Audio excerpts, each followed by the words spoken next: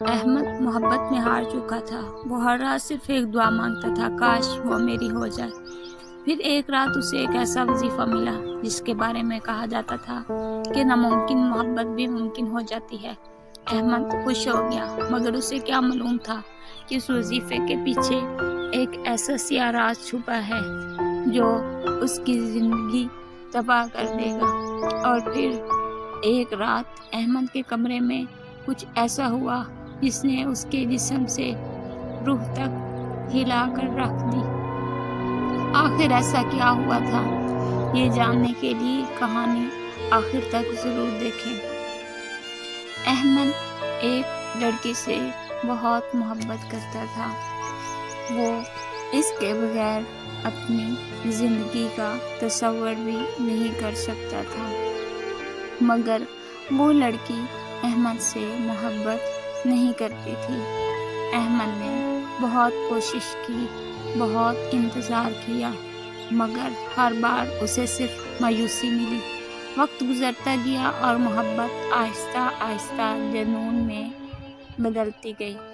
احمد کو لگنے لگا کہ اگر وہ لڑکی نہ مل سکی تو اس کی زندگی بے معنی ہو جائے گی۔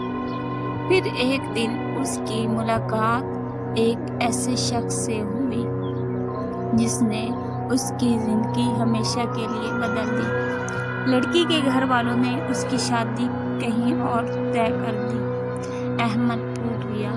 اس نے ہر نماز میں دعا کی، ہر تہجد میں رو رو کے اللہ سے مانگا، لیکن حالات نہ بدلے۔ پھر ایک دن انٹرنیٹ پر اسے ایک عجیب وظیفہ ملا جس میں لکھا تھا، صرف 7 راتیں یہ عمل کرو، محبت تمہاری ہو جائے گی۔ احمد نے سوچے بغیر شروع کر دیا۔ پہلی رات سب ٹھیک تھا۔ دوسری رات اسے کسی کے قدموں کی آواز سنائی دی۔ تیسری رات اسے محسوس ہوا کہ کوئی اسے دیکھ رہا ہے، مگر جب وہ مڑا وہاں کوئی نہیں تھا۔ 7ویں رات عمل مکمل ہوتے ہی کمرے کی لائٹ بند ہو گئی اور ایک آواز آئی، ہم آگے ہیں۔ سایہ جو پیچھا کرنے لگا۔ اس رات کے بعد احمد بدلنے لگا۔ اسے آئینے میں اپنے پیچھے ایک سایہ نظر آتا۔ گھر والے سمجھتے تھے وہ ڈپریشن میں ہے، مگر حقیقت کچھ اور تھی۔ ہر رات ٹھیک 3 بجے اس کے فون پر رانگ نمبر سے کال آتی اور ایک آواز کہتی، ہم نے تمہاری مدد کی، اب ہم تمہارے ہو گئے ہیں۔ احمد خوفزدہ ہونے لگا۔ لڑکی سے اس کا رابطہ بھی ختم ہو گیا، کیونکہ اب اس کی حالت غیر معمولی ہو چکی تھی۔ وہ اکیلے کسی سے باتیں کرتا رہتا اور کہتا، وہ یہاں کھڑے ہیں۔